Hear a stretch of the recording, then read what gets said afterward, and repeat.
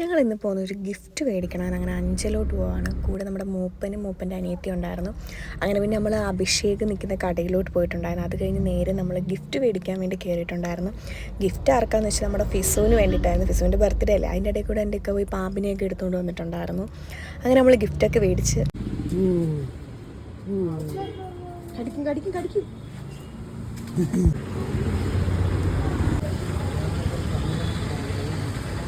ഹയറാണോ?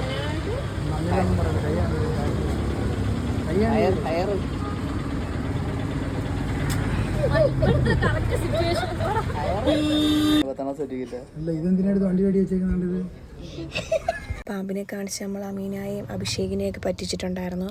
പിന്നെ അത് കഴിഞ്ഞ് നേരെ നമ്മൾ കരൂണോട്ട് വന്നിട്ടുണ്ടായിരുന്നു. കരൂണ് വന്നു കഴിഞ്ഞാൽ പിന്നെ വാപ്പാടെ കടയിൽ കയറി ഷാർജയോ സോഡ ലൈമോ ഒക്കെ കുടിക്കും. പിന്നെ വന്ന് വീട്ടിൽ വന്ന് ചോറൊക്കെ കഴിച്ചിട്ടുണ്ടായിരുന്നു. അത് കഴിഞ്ഞ് വീണ്ടും ഞങ്ങൾ പുറത്ത് പോയിട്ടുണ്ടായിരുന്നു.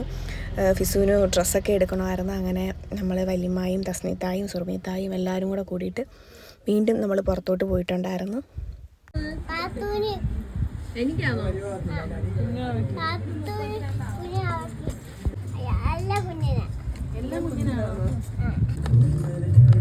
ആർക്കാ? ബേബിക്കാന്നോ? പിന്നെ നമ്മൾ നേരെ ഫുഡ് കഴിക്കാൻ വേണ്ടി പോയിട്ടുണ്ടായിരുന്നു.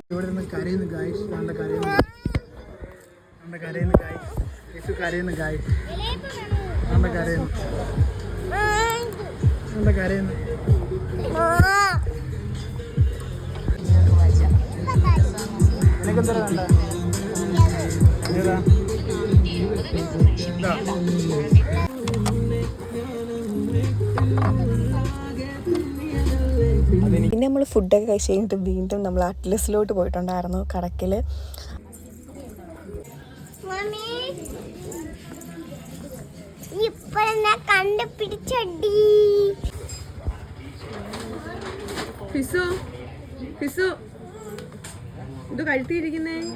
അങ്ങനെ പർച്ചേസിങ് ഒക്കെ കഴിഞ്ഞ് നമ്മൾ നേരെ വീട്ടിൽ വന്നിട്ടുണ്ടായിരുന്നു.